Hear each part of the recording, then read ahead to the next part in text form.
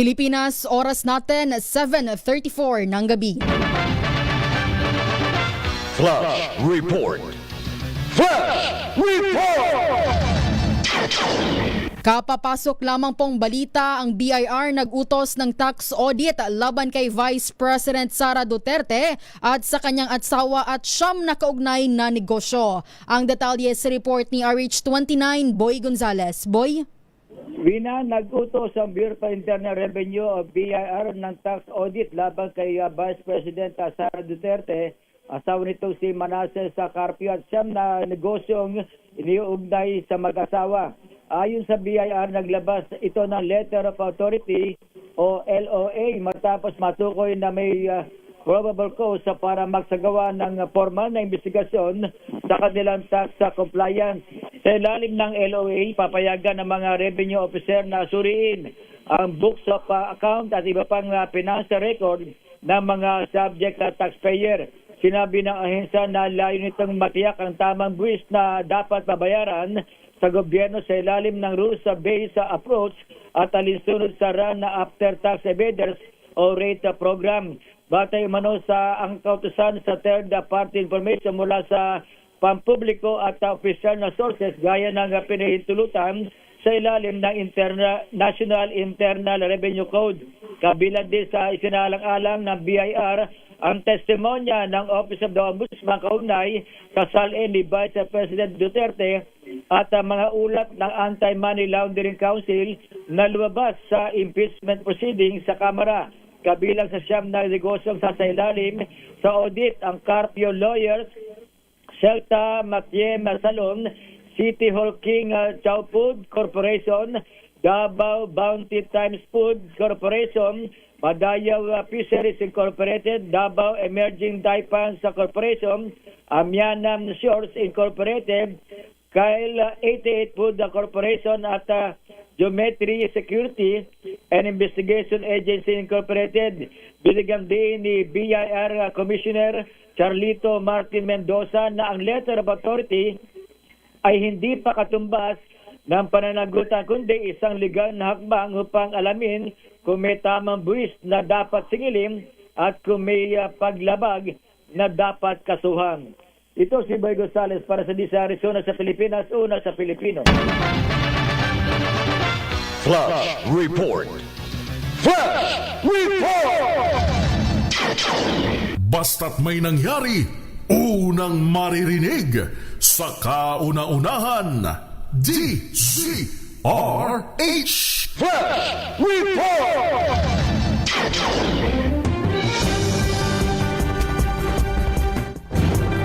Maraming salamat RH29, Boy Gonzales. Ulitin ko po, ang BIR nag-utos ng tax audit laban kay Vice President Sara Duterte sa kanyang asawa at siyam na kaugnay sa negosyo. Susunod na po ang inaantabayan ng Lunas dito po sa DZRH. Ang ating pong oras, 7:38 ng gabi.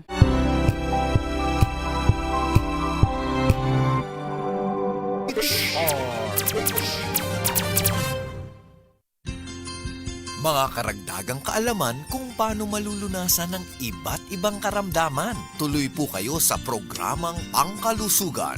Lunas! Lunas! Lunas! Magandang gabi Luzon, Visayas at Mindanao. Ito po ang programang Lunas, isang oras na talakayan tungkol sa ating kalusugan. At kasama po ninyo, Cheska San Diego Bobadilla. Sa isang oras na talakayan, pwede po kayo mag-message sa amin via Facebook. Hanapin nyo lamang po yung aking Facebook page. Yung buo kong pangalan, Cheska San Diego Bobadilla. At special ang ating episode ngayon dahil pag-uusapan natin ang health ng ating ngipin o dental health. Kasama na dyan yung oral health natin. Kayo ba ay nakakaranas ng mga sumasakit, 'di ba? Sa bahagi ng inyong panga, ngipin, may problema po ba kayo sa pagkagat? At marami pang iba yan ang pag-uusapan natin. Kaya naman isang mahusay na dentista ang ating inimbita para tayo ibigyan ng mga explanation, bigyan ng karagdagang kaalaman at hindi lang basta dentista ang kasama natin ngayong episode na ito. Siya po ay member ng Philippine Academy of Implant Dentistry. Si Doc ay past chapter president din ng Philippine Dental Association noong 2016.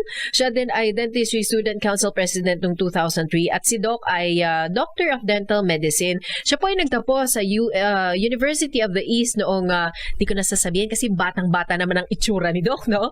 At kasama natin mula sa kanyang clinic na ang pangalan, baka nabibisita niyo po ito, ha? BHDC Dental Diagnostics. Siya po ay may branch sa Caloocan, Malabon, and Valenzuela. Kasama po natin si Dr. Robert Barrera. Doc, magandang gabi. Welcome sa programang Lunas. Good evening again, Ms. Cheska. Thank you again for inviting me dito sa DZRH. Ayan, si Doc Robert Barrera, nakakausap na natin to, nagiging guest sa programang Ang Galing Mo, Doc. Di ba? Yung mga previous episodes natin, kung saan ka-partner natin ang mga dentista ng Philippine Dental Association. In partnership yan with Unique Toothpaste ng ACS Manufacturing Corporation. So, we are privileged, Doc, na kahit gabi, pinuntahan mo kami para magbahagi ng ng dagdag kaalaman para sa mga natin, sa mga listeners and viewers natin. Pero Doc, ito muna ang BHDC na yung dental clinics. Saan yung mga branches nito? Baka kasi may nakikinig sa atin. Tapos, dinista ko yan. Yes, yung branches namin sa Caloocan, Malabon, and Valenzuela. Sa Caloocan, nandito po yun sa SM Sangandaan. Sa mismong SM po, sa 3rd floor po. And then sa Malabon naman po sa may Governor Pascual, malapit po siya sa Dolores Kakanin. If you know yung Dolores Kakanin, yung magkatapatang Kakanin doon, nandun kami sa isang tabi po doon. And then sa Valenzuela naman po, malapit po kami sa Fatima Rice Building, which is malapit doon sa dambana ng Fatima. Oo. Okay. Kasi may hospital dyan at saka school. Yes, so, dun sa area na yon, no? Apo. Okay. So, yan mamaya, announce natin yung schedule si Doc at saka yung mga araw kung saan niya siya mahahanap doon. Especially kung gusto niya siya mismo ang inyong magiging dentista kapag kayo po ay nagpa-check up. So, pag-uusapan natin ngayon si Doc kasi ay nagsasagawa ng the usual, mga procedures and services na ginagawa ng ating mga dentista. Pero, kayo po ay isang dental surgeon din, Doc. Yun ba ang proper na tawag doon, dental surgeon? Yes po. Dental surgeon or oral surgeon po. Okay. Ang mga dentista, alam mo, Doc, sorry, kasi alam mo naman kaming mga pasyente, nagpupunta lang kami kadalasan sa mga dentista katulad nyo pag sumasakit yung ngipin namin.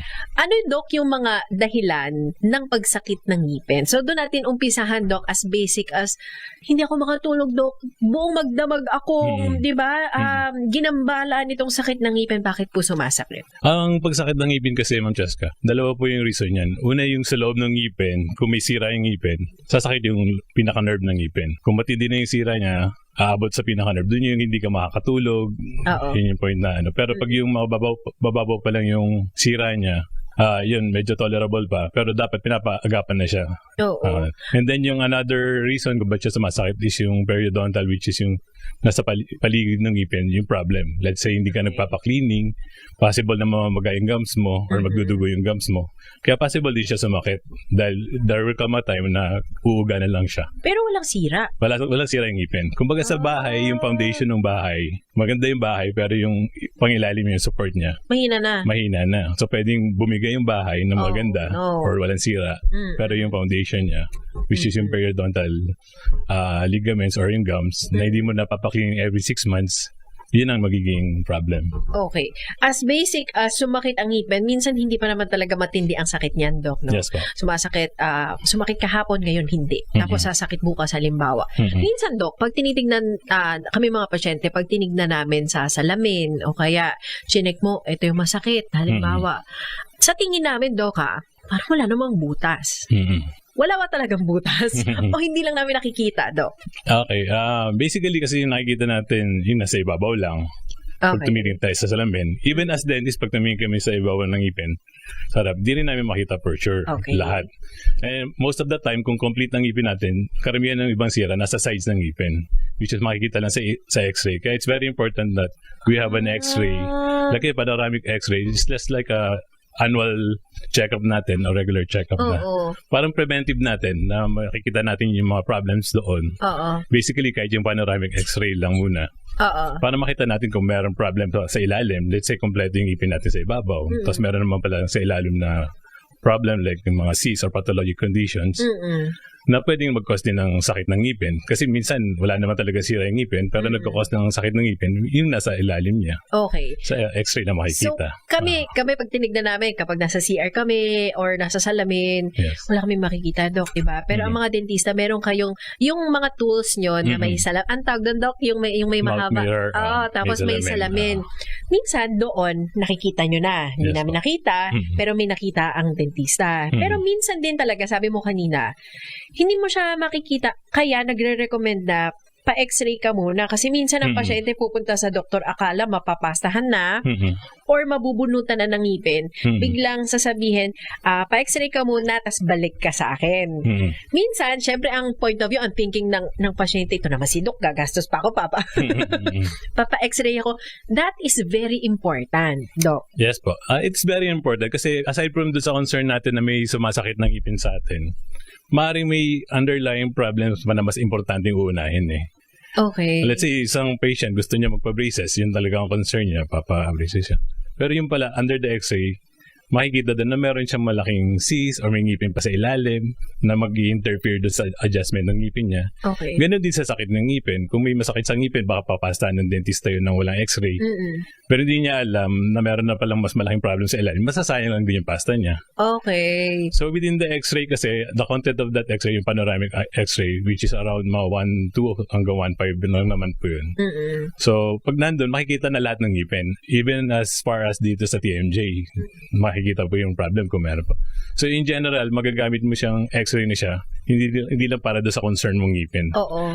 Pwede din sa susunod Sa iba na pa. ngipin, makikita mo siya. So, itatabi niyo ho yun. It is Yung good, kopya ninyo. as good as 6 months. Yung Okay. Pero at least kung hawak mo siya, May basis na may kahit basis papaano. na kahit papaano, di ba? Kaysa naman Okay. gawa ng gawa yung mga dentista, palipat-lipat ka ng dentist, tapos wala kang x-ray. Oo. Mas maganda kung dala mo pa rin yung x-ray. Naku, mas meron kang mahirap x-ray. yata yung palipat-lipat ka ng dentista kasi naghahanap kayo ng hindi kayo ng x-ray. Lahat ng dentista, yun po ang protocol, Doc, no? Ngayon, dumadami na rin yung may mga dentist na may x-ray. Oo nga eh. Di ba? Hindi lang siya nasa mall, marami na rin talaga siya. Kasi nga, it is a very important tool It's a sa must, amin. no? It's a must. Kasi parang iba, magpapacheck ka sa baga mo, di ba? Or sa katawan mo, magpapacheck ng chest x-ray, hindi ka lang basta Oo. hihinga sa stethoscope, hindi lang ganun ang hinihinga. Kaya So what nga- more kung nandito sa ilalim ng ngipin? Kasi, yun nga, Oo. kailangan natin siya makita. Kaya pag nasa dentista ka ngayon, minsan hindi ka na babalik kasi nandun na mismo dun sa karamihan ng mga dental clinics meron na din. Marami na rin. No? Tsaka marami naman din mga dentist naman talaga yung kahit na may x-ray sila. Sa kanila x-ray, tapos pag nirefer sa kanila ng dentista, binabalik nila sa dentista. Oo. Kasi So sa ayan ha, minsan may ethical, nakikita sa dental mirror yung sa ginagamit ng mouth mga mirror po. dentista. Merong nakikita sa x-ray. Yan, Doc, yung lalo na sa mga bagam. Yan yung parang, Doc, nasiksik yata. Hindi ko napansin. Dalawang ngipin na pala yung bulok. Hindi mo alam. Kaya pala sumasakit. Yun yung mga possibilities, Doc. Let's say, makita doon sa mouth mirror, may isang sira yung ngipin. Pero hindi nakikita doon sa kabila ngipin dahil nga hindi na in x-ray. Then sometimes yung involved teeth, hindi lang, let's say may sira siya, hindi natin makikita kung hindi natin i-x-ray yung extent niya kung gaano kalalim yung sira. Baka masayang lang din yung pasta or even root canal kung minsan. Okay. More importantly, kung root canal, hindi po pwedeng walang x-ray kasi you need to see kung gaano kalalim yung Oo. yung extent niya. Oo. Para dun sa mga nanonood sa atin online o kaya nasa telebisyon kami na sinusundan ni Doc, actually, meron kaming representation dito ng ngipin, di ba? Dala okay. si Doc na ngipin or ano ba ang tawag dyan sa model na Tamang model po. may model ng ngipin. Susubukan na lang namin i-describe para doon sa mga nakikinig sa atin via radio or audio lang nakamonitor sa atin. So, yung mga singit-singit na yan, Doc, na madalas kasi kapag nagtutoothbrush tayo, naku, guilty ang marami dyan kasi yung ibabaw lang ng surface ng ngipin, pero yun nga yung importansya ng flossing, Doc, na tinatawag. Okay, sige. I'll So, try to saan describe na. sumisingit, Doc? Okay, usually pag kumpleto yung ngipin natin, sumisiksik sila in between ng ngipin po. Okay? Especially kung merong bungi sa katapat ng ngipin, let's say ganito pa, at may bungi po kayo dito sa bagang, Oo. ang tendency po ng ibang ngipin po, yung katapat niyang ngipin, bumaba po. Kaya nagiging prone po sa pagtinga po. Kung napapansin niyo po kung kayo may mga bungi sa baba at hindi kayo nagpapustiso po or nagpalagay na fixed bridge or implant, bababa po itong katapat ng ngipin po. Then, ang tendency po nun, papasok po yung mga pagkain po dito sa in-between ng ngipin po. Kasi hindi na siya pantay. Hindi na siya pantay po. So, parang nagkakaroon siya ng sulok which is prone para pumasok po yung mga food. Then, yun na po yung susunod na mabubunot po. Kaya nagkakasunod-sunod na bunot. Yung Apo. katapat nung walang ngipin. Walang ngipin po. Kasi, ang mangyayari po niyan, magmumove yan downward or aalsa siya sa katapat niyang nabunutan ng ngipin. Oo. And then in some cases po, pag sungki yung ngipin, let's say hindi pa siya double braces, mas prone siya na magkaroon ng mga tinga. Minsan nagsisiksikan po yung mga pagkain sa tatlong ngipin, magkakadikit, ganyan po. Kung halimbawa, nandito po yung sungki ng ngipin nyo, merong ngipin dito sa loob, hindi pantay yung pag-toothbrush nyo, mas lalo siya nagkakaroon tinga. Kaya dapat nagda-dental floss din. Oo. So hanggang di kayo nakakapagpa-braces, make sure na nakakapag-dental floss kayo regularly. Ayun. Nababanggit ni Doc yung pagpapakapit na braces at iba pang mga services na ina-offer ng ating mga dentista. Naku Doc, magbubuk na kami sa'yo ng part 2 tsaka part 3 ng ating discussion. Dahil altogether, yung mga yan ay mahabang diskusyon din, Doc, yung mga nagpapa-braces, ang daming tanong. Di ba yung mga nagpapa-implant ng ngipin, ang daming tanong. So ngayon, magpo-focus muna tayo dun sa ano mga dahilan bakit nabubulok yung ngipin at saka bunot na lang ba talaga ang solusyon or kakayanin pa ng pasta. Yan po yung mga pag-uusapan natin sa ating discussion. Kasama po natin ang isang dental surgeon, isang dentista, si Dr. Robert Barrera. Magbabalik tayo sa programang Lunas. Kung may tanong kayo, mag-message po kayo, Cheska San Diego Bobadilla sa Facebook. Magbabalik tayo matapos lamang po ang ilang paalala.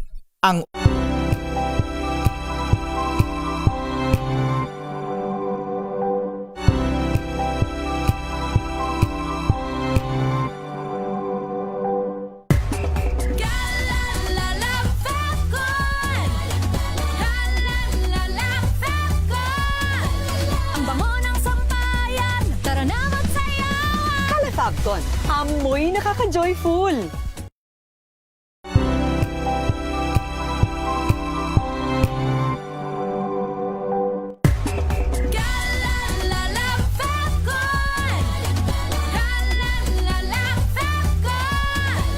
Ang bango ng sampayan, tara na magsayawan. Fabcon, amoy nakaka-joyful.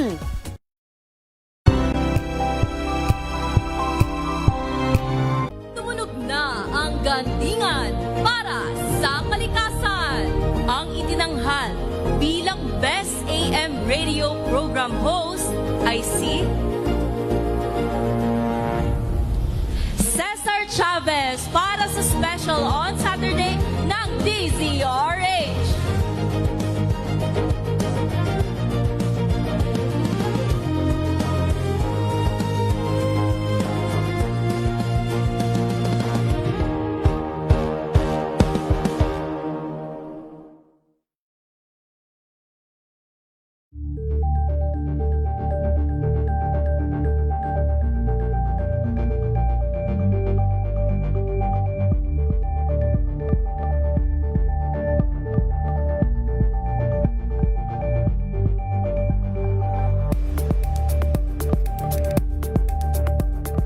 We've got you covered. From the hottest hits, exclusive interviews, kilig to the bones fan meet experience, and hataw performances of your favorite stars. Saturdays, 12 noon, dito lang sa DZRH TV.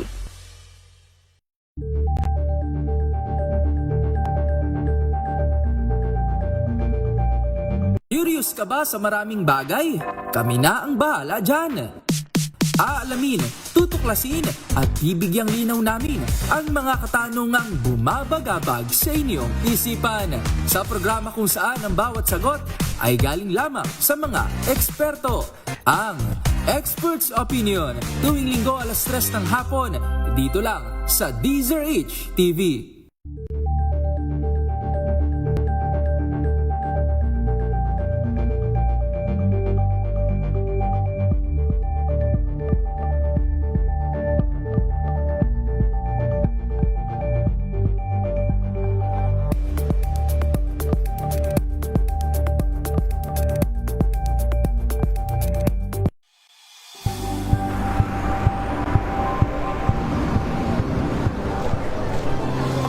mga eksperto. Dito lang sa Expert Opinion.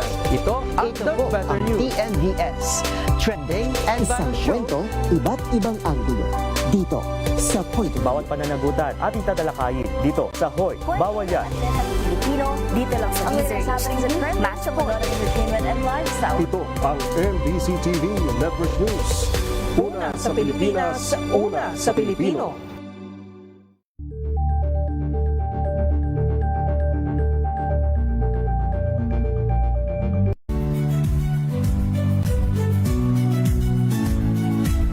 Magandang araw mga kaibigan. Ito po ang inyong balerina ng bayan, si Lisa Macuha Elizalde, na nag-aanyaya sa inyong samahan kami at ang aming mga espesyal na panauhin para sa kalahating oras ng masayang kwentuhan sa aming programang Art to Art, kung saan ang usapang sining at kultura ay para sa lahat. Huwag kaliligtaan, tuwing linggo, alas 3:30 ng hapon, dito lamang sa DZRH Radio, DZRH TV, at via online streaming.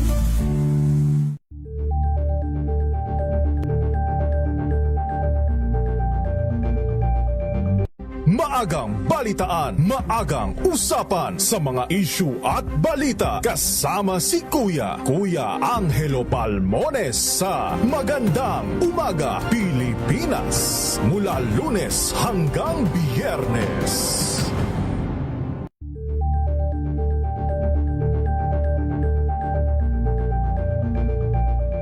Ambalang Anthony Taberna at Jerry Baha ang gigising sa inyong umaga dahil lalatay ang humahagupit na diskusyon at komentaryo Lunes hanggang Biyernes sa 2x2.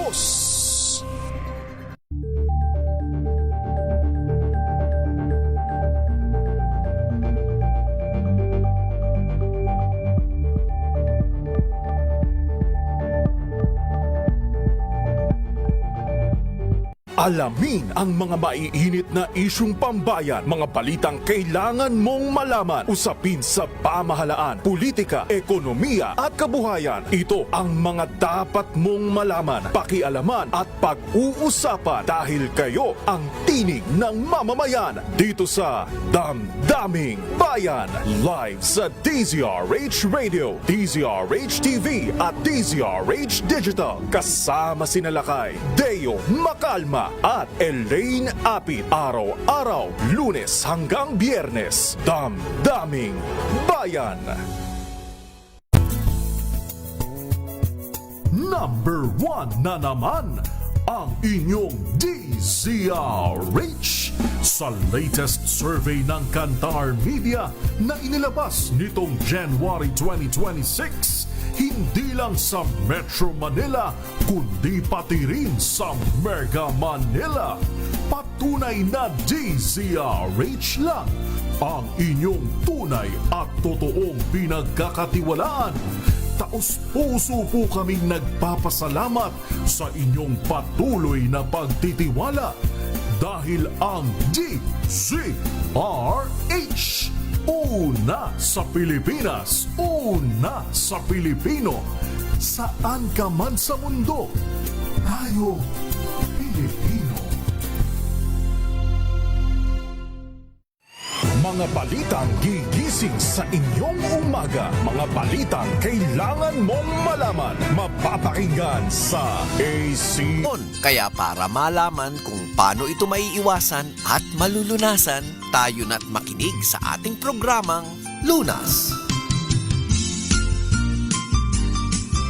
Balik tayo sa ating talakayan sa programang Lunas. Ikalawang bahagi ng ating discussion. Kasama niyo pa rin po Cheska San Diego Bobadilla, isang dentista o isang dental surgeon ang kasama natin ngayon. Pero bago tayo tumungo dun sa mga pagkakataon na kailangan ng i-surgery o operahan ang ating mga bibig dahil sa mga komplikadong ngipin na nandyan at kung ano-anong pinagdaanan, di ba Dok, ng ating ngipin. Dun muna tayo sa more basic. Sabi ni Dok kanina, kaya nagkakaroon ng pagkakabulok ng ngipin, hindi natututbrush ng maayos or hindi nagda-dental floss, Dok. Ang hirap i-dental floss ng mga nasa dulong bahagi din, Dok. Basically, sa dulong ngipin talaga, medyo mahirap i-floss siya. So, it takes practice talaga para magamit yung makasanayan yung dental floss, which is yung dati po, wala pa po yung nabibiling mga floss na mayroong hawakan eh. Yung mga dental floss. So, ngayon, nabibili na siya sa medyo madali na siyang gamitin. May handle na siya. May handle na siya, disposable na siya. Dati kasi, we wind it dun sa ating fingers, tapos we try to reach them. Okay. So, when we floss po, yung pinofloss natin, hindi lang natin basta tinatanggal yung tinga. So, in between the teeth, papasok po yung floss dyan. Then, papasok nyo rin po doon sa ilalim ng gingiva or ng gums po. So, para siyang letter Y. Hindi siya letter I na gano'n ka lang. It should be letter Y. So, leaning towards sa isang side ng tooth, then another dun sa side na siya. Para nalilinis yung ilalim ng gums po. Okay. So, when we floss on that area, kailangan na natatanggal natin yung dumi doon. Kasi pag di natin natatanggal yung dumi doon na pumapasok yung nagkakaroon ng bleeding ng gums. When there's bleeding of gums, ibig sabihin po nun, hindi na-floss yun or may madumi doon sa ilalim ng gums. Okay. Minsan daw, kapag nagpo-floss, minsan magdudugo, di ba daw? Yun ay nasobrahan ka ba ng floss o mayroon kasing, pasintabi ko sa mga kumakain, pero ito ay magandang pag-usapan kasi sa oral health natin. Yun ay may mga dumi na hindi natatanggal talaga sa ngipin.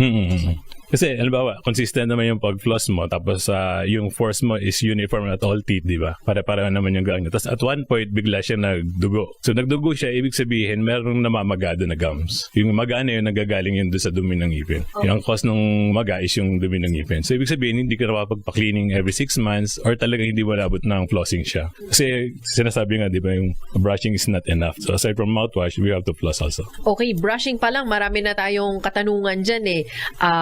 Kapag ba nag-brush ka ng teeth 3 times a day ba? Twice a day? Doc, ano po yung recommended talaga? O yung enough? Ano po yun? For me, sa akin po, ang recommendation ko palagi is twice a day. More importantly, yung sa gabi po. So, that's when tumatrabaho yung bacteria pag tulog tayo eh. Oo, kasi yung kinain mo na buong maghapon, tapos hindi mo na-toothbrush. natulog ka na marumi ang bibig. Okay. So, twice a day. Twice a day, O, yung iba nga nagdadala pa toothbrush sa opisina, di ba, Doc? Okay sa eskwelahan. Oo. So, minimum na. Okay na kay Doc, twice a day. Tapos, magdala na din kayo ng dental floss. Comment sila dito. Magdala ng dental floss at yung cleaning every 6 months. Every 6 months, Isa case-to-case basis naman po yan. Kung talagang regular ka na nagpapaklinis at wala ka namang gum problem, it should be 6 months. Pero iba po, every quarter. Kung talagang marami pang problem. Lalo kung smoker sila. Yes, it just Yung mga nagve-vape ba, Doc? May mga pasyente ka nagve-vape. Wala bang naiiwan na stains or build up ng kung ano mga products doon? O meron din? Sa stains na hindi ka pa alam, pero siguro sa nicotine kasi. So meron din? May nicotine din yung vape? Hindi ako sure. Pero doon sa smokers, meron talaga sure meron yun. Meron pa. Okay. Sumasakit ba ang inyong mga wisdom tooth? Ayan. Bakit ang wisdom tooth? Yan yung madalas na nagiging problema ng pasyente, Doc. Okay. So, kung matatanda mo before, hindi siya masyado naririnig ng sa mga parents natin, wisdom tooth. Kasi yung dati, ang nangyayari kasi, nabubunutan na sila ng bagang sa harap. So, which is yung first molar. So, let me remind, review lang po tayo ng mga ngipin po. So, we have yung pinaka-front teeth. Kung sa gitna po tayo mag-uumpisa po, papunta sa likod.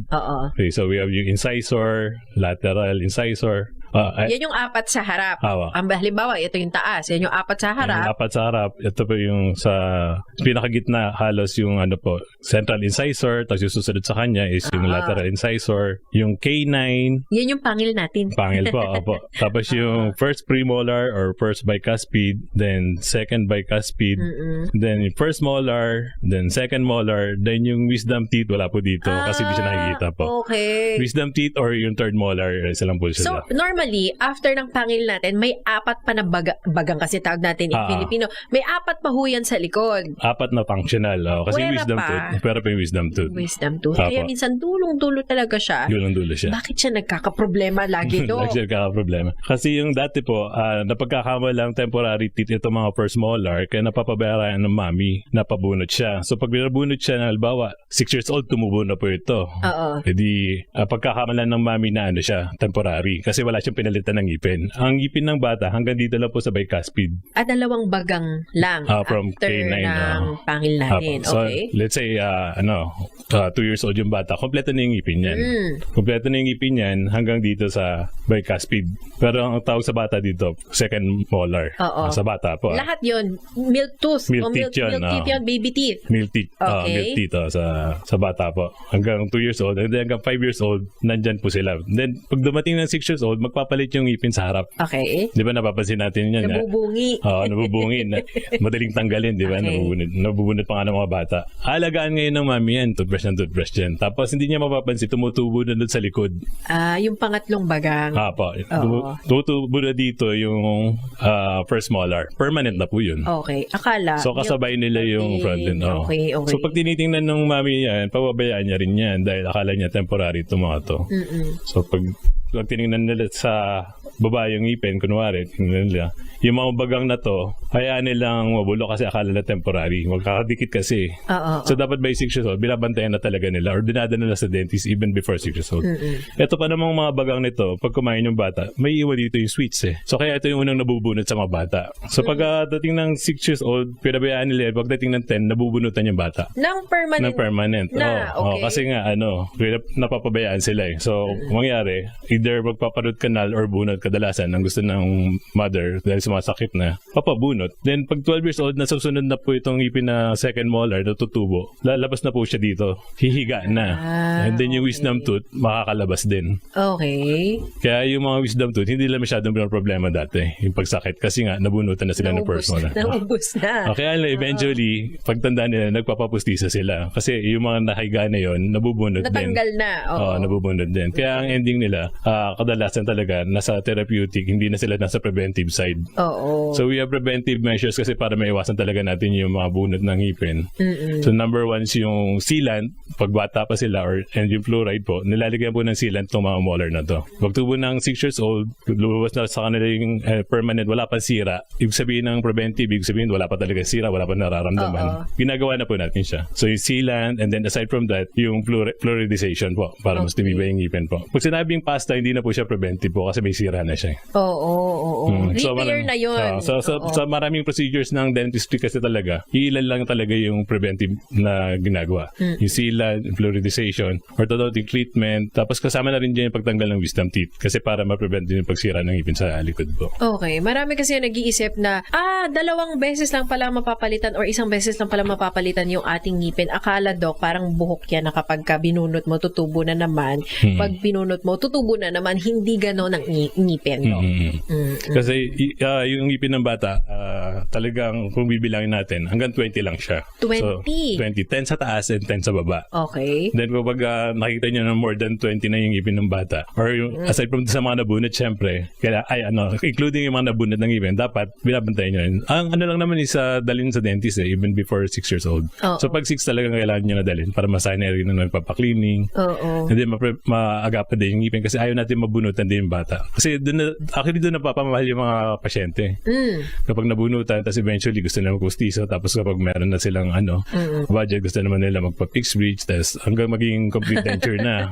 Diba? Walit-ulit yung gastos. Pamahal yung gastos po ninyo. Pero kadalasan kapag preventive dentistry pinag-uusapan, mas nakakatipid din yung pasyente kasi syempre, nasisave nila, pinapamana nila ang ngipin sa mga bata nila, sa mga anak nila is yung kompletong ngipin. Oo, at saka maganda pa ang smile ng mga bata. Very helpful ang ating mga impormasyon na kukuha kay Doc Robert Barrera dahil para sa mga katulad ko na may toddler at saka may 6 years old, naku, pag uwi ko, Doc, titignan ko na agad yung ngipin niya kung, diba, kung lumalabas na ba yung permanent kasi yun yung mga dapat i-watch out pala talaga ng mga parents kasi tayo dapat ang nakakaalam paano sila ingatan on the prevention side para hindi yung pagdating ng teenager na sila or pag adult na tsaka natin i-repair yung mga problema. Sige po, magbabalik tayo sa ating talakayan. Sakit ng ngipin ang ating pinag-uusapan. Naku, hindi kayo patutulugin ng sakit ng ngipin kaya makinig mabuti sa ating talakayan. Paano yan maiiwasan? Ito po ang programang Lunas. Babalik tayo matapos lamang ang ilang paalala. This time check is brought to you by ACM.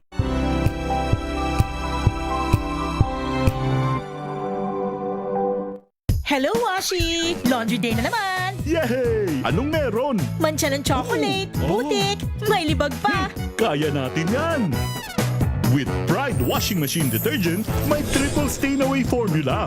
Tanggal ang makapit, madikit, at malupit na dumit mancha. Kaya easy-easy ang labada. Mula noon hanggang ngayon. All you need is pride. All you need is pride. ACS. May nagbago. May arte. May budget. Akala nyo lang yon. So solid. White rose papaya, wow, white rose. White rose papaya, wow, white rose. White rose papaya. May glow up with white rose papaya. White Rose Papaya. May puti power times 2 kasi may papaya at niacinamide. May shea butter and tea tree oil pa. Kutis sulit ang glow May up. glow up with white rose papaya. White Rose Papaya. Kutis sulit ang glow up. ACS. Wow, ang saya. Isang barangay na labada, puro mancha pa. Goodbye, pahinga. Mommy, isang laba lang yan sa Pride Bar Blue. May powerful stain-away enzymes na malupit sa dunit mancha. At di masakit sa kamay. Isang laba lang yan. Hello, pahinga. Hello, Pride Bar Blue. ACS.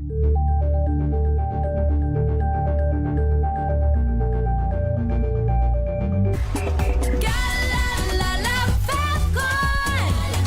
Galalala, Falcon. Ang bango ng sampayan. Tara na magsayawan. Calefabcon, amoy nakaka-joyful.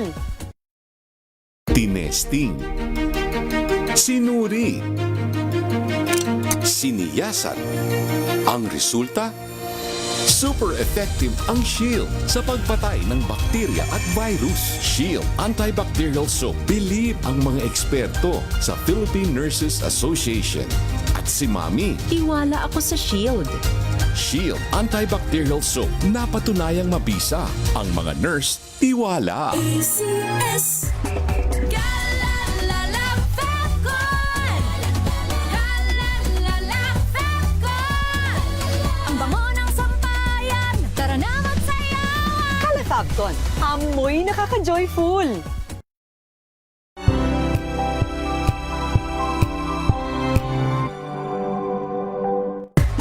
Galalala, Falcon.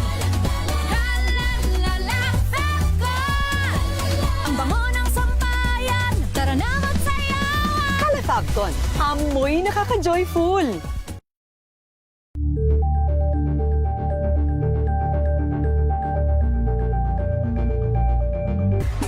Galalala, Falcon. Galalala, Falcon. Ang bango ng sampayan. Tara na magsayawan. Calefabcon, amoy nakaka-joyful.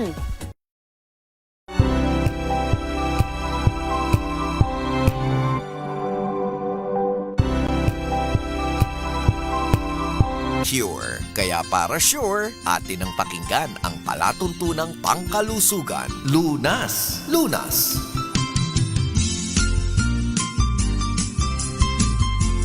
Balik tayo sa ating talakayan sa programang Lunas. Kasama niyo pa rin po Cheska San Diego Bobadilla. Kasama pa rin natin na ating medical doctor, ating dentist, si Dr. Robert Barrera. Pinag-uusapan natin ang ating mga ngipin, bakit sila sumasakit at ano yung posibleng nagiging problema ng pagsakit ng ngipin. Madalas na sumasakit sa bagang wisdom tooth pala ang problema. So, kung yung wisdom tooth na yan, Doc, ay hindi nga masyadong maabot ng toothbrush, hindi mo din siya ma-dental floss, yan ang madalas ding nasisira, Doc, or nabubulok kasi nga dulong-dulo na siya.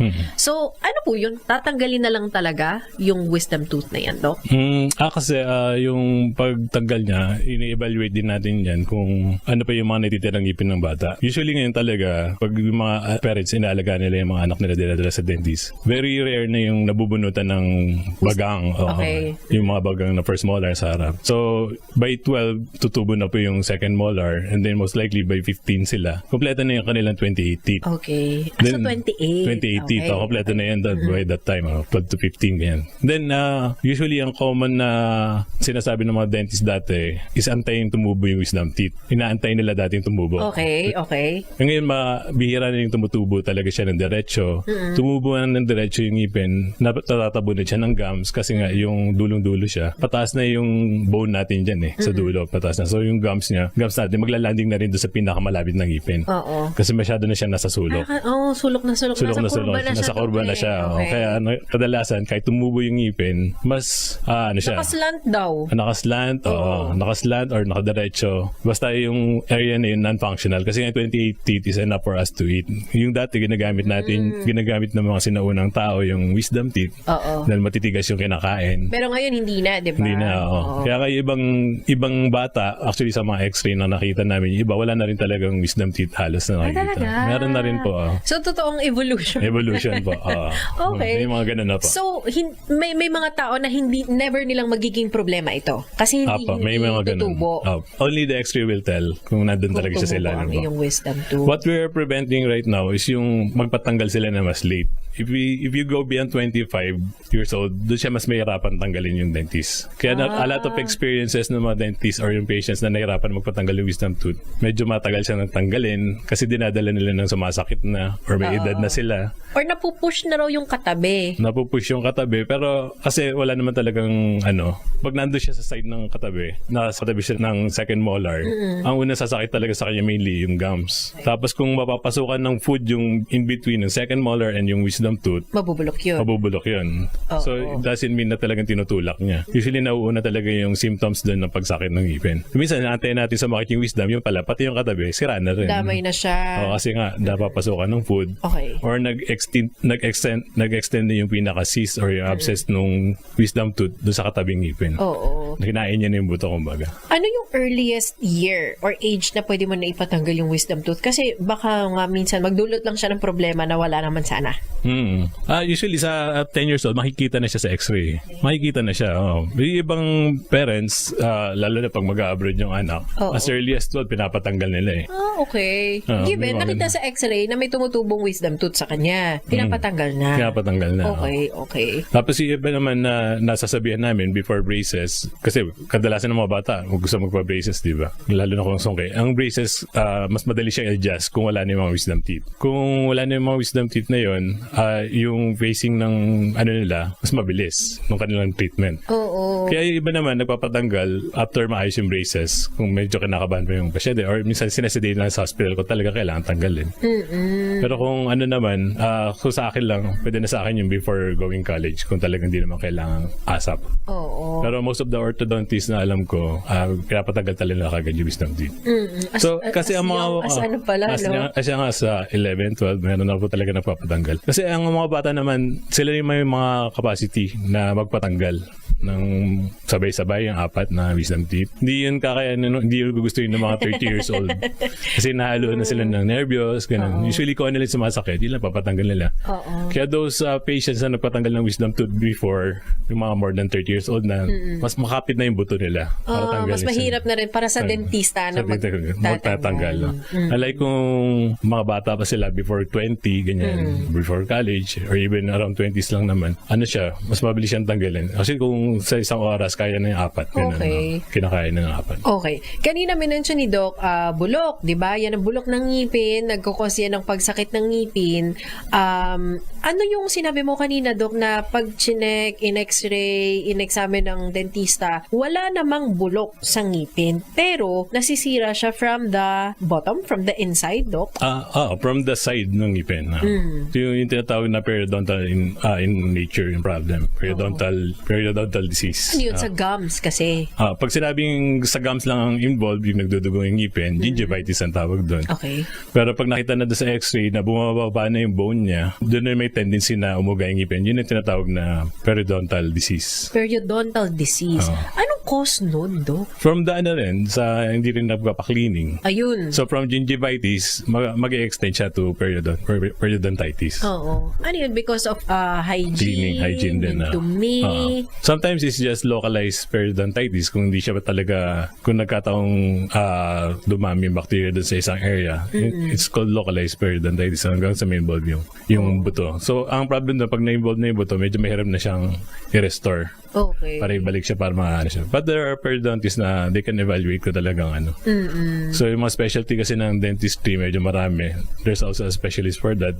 So periodontist. Kaya nire-refer sa, pag may specific case ka na, i-refer mo doon sa nag-specialize sa ganun. Okay. Hindi naman lahat, Doc, no? Pero may mga nababalitaan tayo na nagbuntis and after daw nilang magbuntis, parang yung mga ngipin nila parang isa-isa na daw humihina, isa-isa nang natatanggal, nabubungi daw sila or umuuga.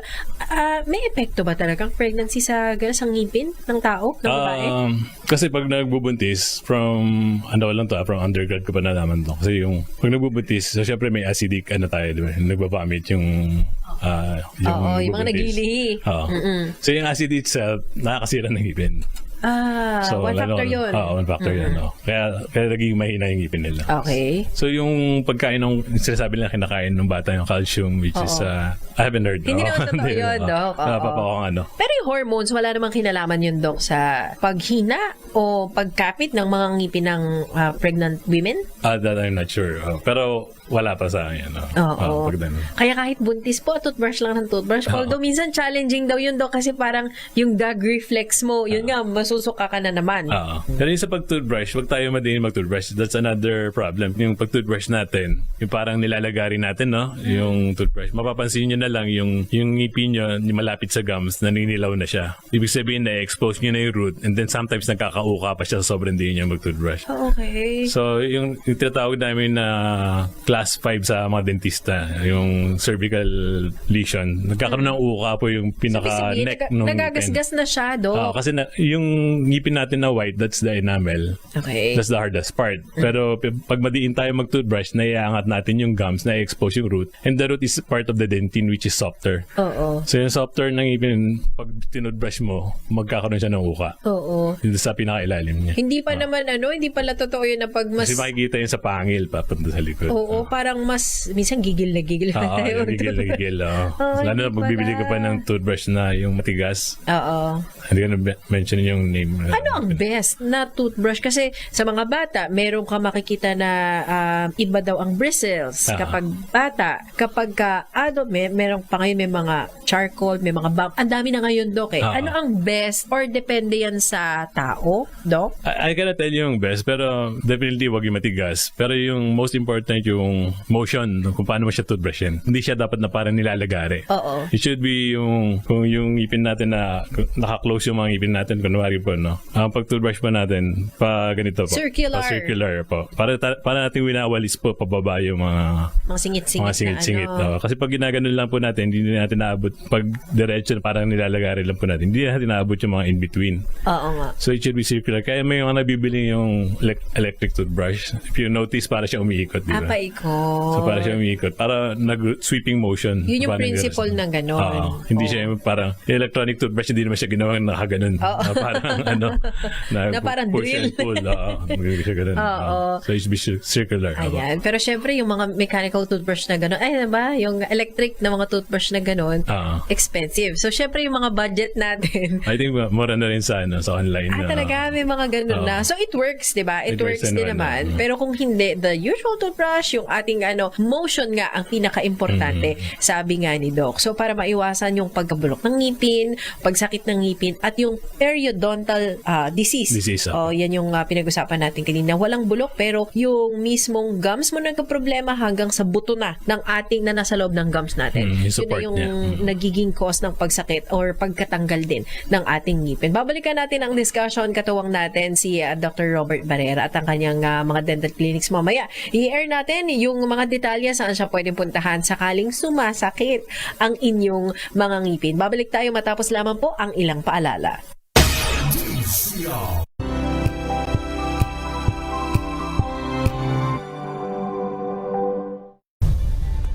Nagsimula sa pangarap hanggang sa maabot ang tagumpay. Iba't ibang kwento, iba't ibang mukha ng atletang Pilipino. Mas pinatindi, mas pinalakas, at mas pinaaksyon sa Match Point tuwing Sabado, 12:30 ng tanghali sa DZRH TV.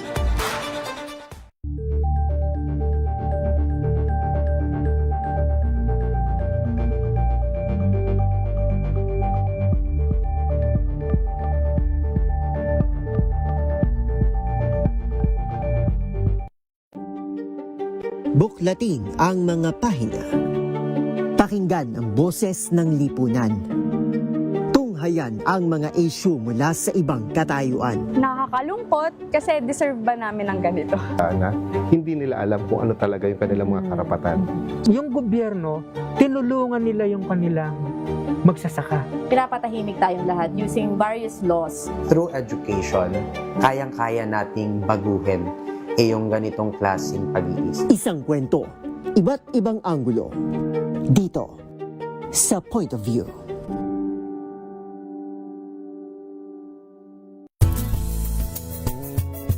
Number 1 na naman ang inyong DZRH sa latest survey ng Kantar Media na inilabas nitong January 2026. Hindi lang sa Metro Manila, kundi pati rin sa Mega Manila. Patunay na DZRH lang ang inyong tunay at totoong pinagkakatiwalaan. Taos-puso po kaming nagpapasalamat sa inyong patuloy na pagtitiwala dahil ang DZRH una sa Pilipinas, una sa Pilipino. Saan ka man sa mundo, tayo Pilipino. Tumunog na ang gandingan para sa kalikasan. Ang itinanghal bilang Best AM Radio Program Host ay si Cesar Chavez para sa special on Saturday ng DZRH.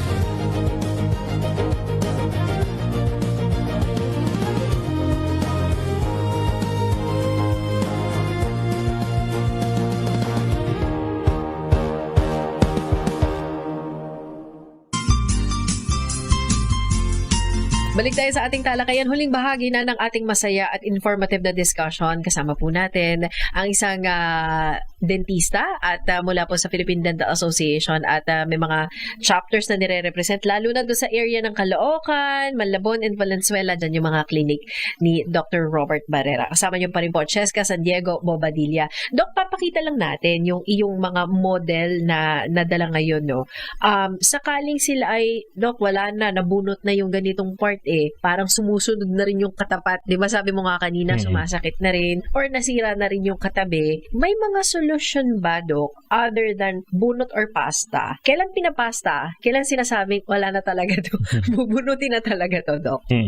So yun sa pagka-pasta, there are signs na makikita pa lang. Usually, pasta ginagawa namin pag wala pa yung symptoms.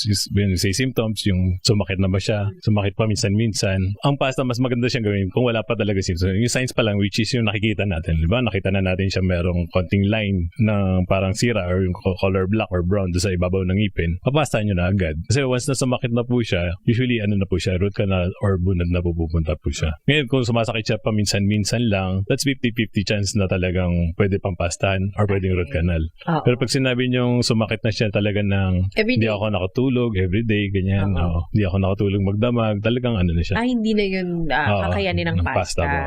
Root canal, mas ano pa yun, mas may possibility na ma-preserve pa yung ngipin mo na hindi siya talaga tatanggalin. Root canal naman, kasi ang root canal ginagawa siya kapag hindi na kaya ng pasta, which is na-involved na yung nerve kaya siya sumasakit, di ba? So ang aim ng root canal is tanggalin yung nerve doon sa loob ng kanal. Okay. It will be accepted kung hindi umuuga yung ngipin. Ayan, teka po ha, ang ngipin kasi natin sa loob niyan, may mga canals na tinatawag yan, Dok. So ito bang mga nasa harap, may canals din yan? Meron din ba? Ilan yan, Dok? Usually sa harap, isa lang po ang kanal niya. Tapos ang sa bagang, 3 to 4, ganyan. Kasi yung paa niya. Kumbaga yung paa ng paa ngipin niya. mo, sa gitna ho nun, may Isa or dalawang kanal. Nandun yung tinatawag na roots. Nandun yung tinatawag na Nerve. Apo. Sa loob ng roots, may mga nerve. Okay. So, yung nerves, yung tinatanggal, kasi na-root canal na ako before. Para hindi na sumakit. Hindi na siya sasakit. Dapat ganun. Pero yung ngipin mo, nandun pa din siya. Hindi siya masisira, Dok? Pag na-root ka na ng ngipin, it is advised na palagay mo siya ng jacket crown para mas matibay siya. Cover.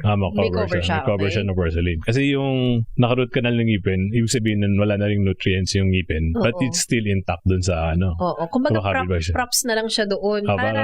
Parang post na lang talaga siya dun.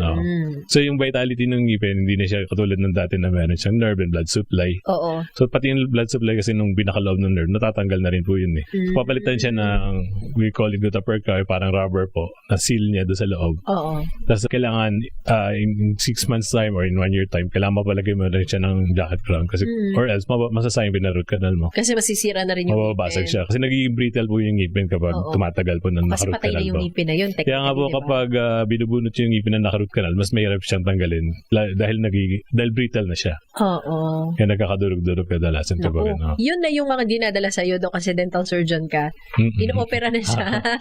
Usually naman kaya naman ng hindi opera. Pero mas mahirap lang talagang tanggalin. Lalo na kung medyo dulo-dulo talaga yung yung parts na yan. Okay. Ano pa yung ibang solusyon, Dok? Bunot, sinasabi, na yun, kapag wala na talaga, bunot na lang. Kailan pwedeng i-root canal at kailan bubunutin na lang, Dok? Yung sa root canal, basis natin dyan, bago natin root canal, kailangan yung ngipin, hindi mo na siya umuga. Di ba sumakit na yung ngipin? So, nagpa-root canal tayo. Kung hindi naman siya umuga, talagang pwede ba siyang lagyan ng jacket crown after ma-root canal. Okay. Pero kung umuuga na siya, minsan doon natin gusto siyang i-save eh. Doon siya usually hindi na masisave. Ngayon, kung gusto pa rin talaga nilang masave siya, pero kung talagang 50-50 yung tingin ng dentist doon, pwede pa masave o hindi, we have to refer them to periodontist. Baka lang po masave pa. Oo. Sila yung makakapag-advise talaga. Pwede pa. Pwede pa. Or may pwede pang gawin or bubunutin na talaga. Sakaling bubunutin, Dok, ano yung prevention, although the damage is done, sabi nga, Dok, no, wala na yung ngipin mo, ano na lang yung prevention na pwedeng gawin para yung mga katabi or katapat sa baba man or sa taas, hindi na magalaw. Yun nga, tapos na yung may mga damage na nabunutan na siya, no? So, to prevent further damage, kumbaga, we have to supply kung ano yung missing teeth. So, yung missing teeth can be supplied, dati, pustiso lang. Tapos then, eventually, nagkaroon ng fixed bridge, which is yung ninipisan yung katabing ngipin para dun kakapit yung pinaka-porcelain.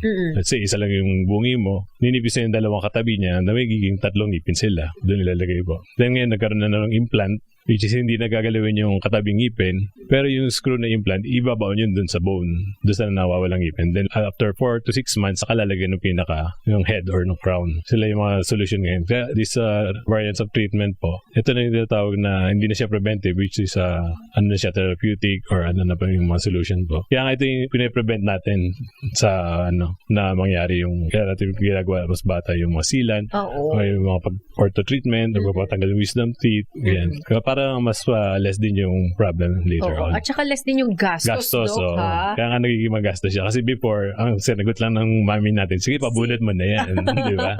Pero hindi mo alam, eventually, habang tumatanda ka, meron ka pinapalit-palitan. Oo. Yung mga sealant na yan, at saka mga fluoride na yan, at saka yung araw-araw na pagtututbrush at pagpo-floss, malaking tipid ho yan kung ikukumpara mo sa magiging gastos mo in the future kapag magpapaayos ka ng ngipin. Kasi may mga patient kami talaga na walang sira eh. May mga walang sira ang ngipin, talaga ma-amaze ka. Sana all. Mga lalaki pa nga talaga. Ay, talaga. Okay. Tapos, nagpapa-regular cleaning sila, tapos talaga baka makita ang sira. Tapos, when we check sa x-ray, baka wisdom tooth lang talaga yung problem nila. So, for the rest of their lives, baka di talaga sila mapastahan or di sila mabunod. Pero ito kasi, di ba, lately may balita na ang Pilipinas isa pa rin dun sa mga, ang pangit nga ng listahan natin, parang nasa top tayo yata o top 3. Basta ganun, hindi tayo sa kaagan kagandahan umano nagtap doon sa mga kabataan na madami ang bulok ng ngipin. Doon tayo nagtatap daw Ano kasi rin marami na rin talaga improvement sa dentistry ngayon. Kaya lang yung culture pa rin natin talaga na antayin mo sumakit yung ngipin, di ba? Bago ka, pupunta sa dentist. Yung access naman kasi naman talaga nila, pwede naman talaga sila pumunta sa mga health centers.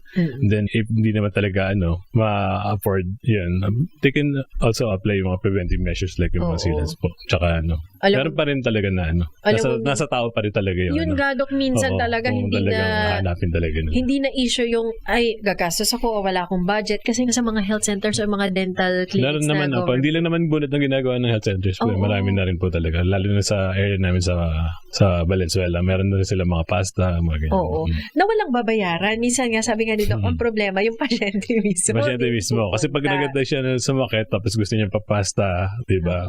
Parang na yun, late na. So yung sinasabi na even if your decision is right, if you do it late, it's still wrong. Ayun na nga, na late ka. Kaya mas maganda talaga yung prevention. Paulit-ulit naman yan, sinasabi natin sa programa ito. Prevention is better than cure. Prevention is better than cure. Para dun sa mga ating mga listeners na siguro malapit din kayo sa mga areas kung nasaan ang clinic ni Doc, at patingnan nyo na when in doubt, diba? Wag na kayong mag-isip-isip, may bulok ba to o wala, o baka nagkataon lang na sumakit or hindi naman. Saan ka pwedeng puntahan, Doc, para personal mong i-check yung kanilang mga bibig or mga ngipin? Saan ang mga branches, Doc? Yung mga branches ko po sa Kamanaba, usually po ang clinic po namin. Sa North po ito, malapit sa Monumento, sa may Caloocan. Yung isa po sa Caloocan, branch namin sa SM Sangandaan. Lahat po itong clinic po namin may mga x-ray po dito para anytime na magpupunta po kayo, miski wala po kami, may x-ray man lang kayo. Then magpa-schedule lang po kayo para matingnan po namin kayo. Kasi we're rotating dentist para, kung personally gusto niyo po ako or ibang dentist po na nandun. Para alam niyo yung schedule. Schedule po. Pero basically, yung x-ray po, mapagawa niyo man lang po para at least kayo madali niyo sa ibang dentist. Pero kayo, x-ray po. So first is yung Caloocan, which is sa SM Sangandaan. Then second is sa Malabon, malapit sa may Dolores Kakanin, sa may Governor Pascual.